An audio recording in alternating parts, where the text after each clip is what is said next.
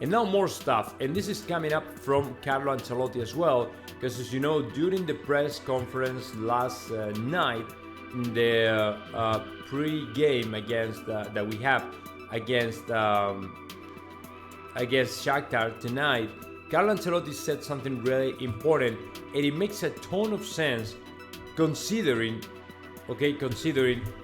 Xavi Hernandez, again, he diminished, right?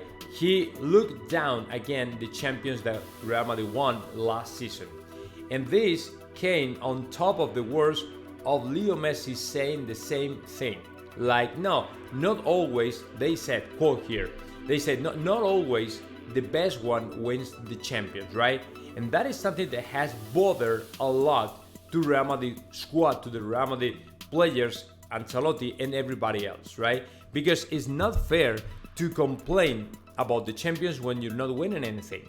Especially last night, if you had the chance to saw the game Inter de Milan Barcelona, if you had the chance to watch them playing, it's like, man, aside of the referee mistakes and all the stuff, which is another different controversy, what is very true though, they did a horrible first 45 minutes, and that is why they are not ready to go in the champions. And that's why, to me, FC Barcelona is a team who should be playing still in the Europe League, not in the champions, right? But when you come up saying something like that Real Madrid doesn't deserve the champions, we are not the best, I mean, we are just winning just because we're lucky, things like that, when we have 14 champions, that doesn't make any sense. And the least thing you can expect from Carlo Ancelotti is this kind of answer. Here we go. Sometimes when you talk about luck, right, you want to hide your own problems and the merit that your rival has, right? In opinion of Carlo Ancelotti, Xavi Hernandez is, number one, hiding his own problems that he has in Barcelona, and we saw it last night. Number two is trying to diminish and look down Real Madrid or the way we win just because it's not the style that he really likes. But that is not fair. It's not fair because we all know if Real Madrid wins, it is because it was the best. Whether scoring more goals, whether with the comebacks, whatever it is, right?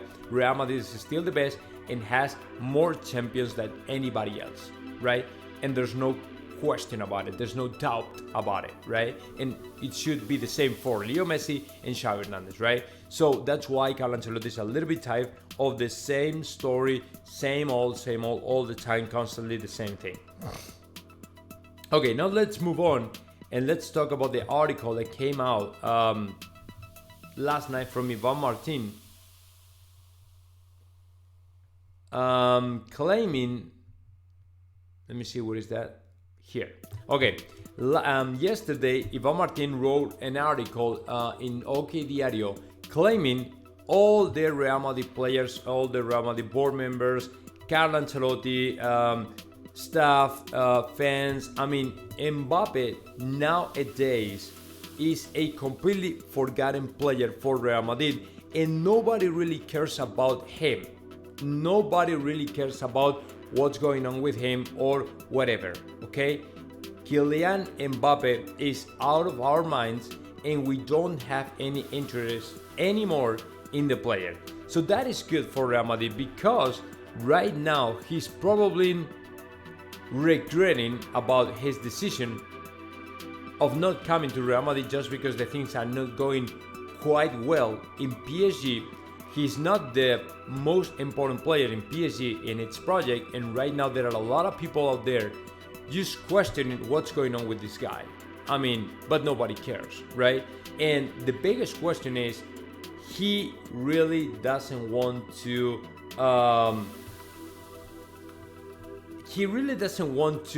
disappoint anybody in PSG again, but in somehow when he, in my opinion,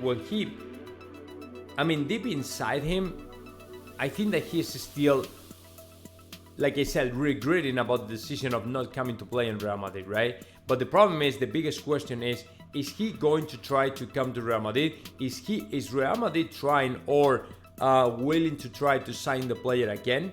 I don't think so. I don't really think so, right? I mean, for now, unless the player excels and outstand everybody and outperform everybody, Real Madrid will no longer show any interest in the player, right? So I don't think so at all. I don't think so at all. So I don't know, man. It is kind of sad, but to me, I'm good with that because I'm not interested in him at all.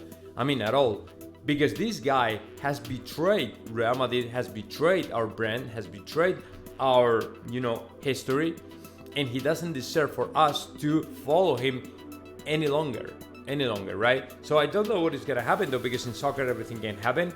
Maybe in the future Real Madrid is again interested in him, right? But I'd say that it's gonna be complicated for him to receive any more calls from Real Madrid. I don't know, but that is what I'm suspecting right now. Okay, so now let's move on and let's talk about something more interesting, considering the 2023 that is coming up for Florentino Perez and Real Madrid. Is super exciting considering there will be multiple departures and signings, right? In terms of departures, players like Ceballos, Marco Asensio, Kroos, they all have to decide their future. It is also important for Karim Benzema and Luka Modric, but these guys apparently have already renewed his contract with Real Madrid, their contracts with Real Madrid, considering they want to keep playing for Real Madrid. But as far as Toni Kroos is a little bit different, considering the player is no super quite interested in keep playing soccer if he's not in shape, or if he doesn't feel in shape, right? For Toni Kroos, life is completely different, and for him there's no point in remain in the soccer world if he doesn't feel, his fitness is not going good or whatever. But the funny thing is, actually his fitness and his performances have been improving significantly since he left the national team. He's saving all that time, he's saving all that energy, he is saving all that all those games for staying at home, right? And saving energy and fitness and all the stuff for Real Madrid, right? He's only spending energy in Real Madrid right now. That's it. That is as far as departures. In terms of signings, I'd say 2023 is gotta be great. Considering Jude Bellingham will come to Real Madrid, we'll probably see as well the signing of Endrick, but not for playing the next season. But Real Madrid might go ahead and try to sign to the Brazilian player. And of course, there's always another, players around our atmosphere, like floating around Real Madrid that might be as well potential objects for signing from Real Madrid, from Florentino Perez. Jude Bellingham for sure. Erling Haaland, I'm not quite sure, okay? Erling Haaland, I think that I see more the guy coming in 2024 rather than 2023. But you never know. Maybe Real Madrid change his mind and say, okay, let's try to go ahead and sign Erling Haaland. I'm not sure about it, but it can happen, okay? So we will have to wait a little bit more in order for us to know what is going to happen, okay? And as far as Erling Haaland as well, let me tell you something else that is really important, because yesterday Daily Star published a article that claims, okay, Manchester City, just because all these rumors we've been listening to over the last weeks about the release clause of Erling Haaland and coming to Real Madrid and signing for Real Madrid and all this stuff, according to Daily Star, Manchester City will make a move to renew Erling Haaland and increase his release clause, or try to protect him from the interests of Real Madrid. But let me tell you something, that is not true, because if that was true, the player would be the first one in saying, no, I'm not going to do anything, I'm not going to renew anything, because I want to play for Real Madrid. Regardless what happened in my next 2 seasons here in Manchester City, I just want to go and play for Real Madrid. So if that was true, okay, Haaland is the first one, like I said, in not renewing his contract with Manchester City. So the first thing I don't think is true, because Ramon Alvarez de Mon claimed Manchester City were the first ones in communicating to Real Madrid that the player was going to play for them, but in the future he might play for Real Madrid. Okay, that's number one. And number two, man, this guy, I mean, he wants to play for Real Madrid. It is pretty much impossible for us to think or imagine he won't play for Real Madrid, right? So there you go, guys. I don't know, I'm not quite sure about it, but it is important for us to wait a little bit, and of course do not believe this kind of information that it doesn't make any sense. Okay, so stay relaxed.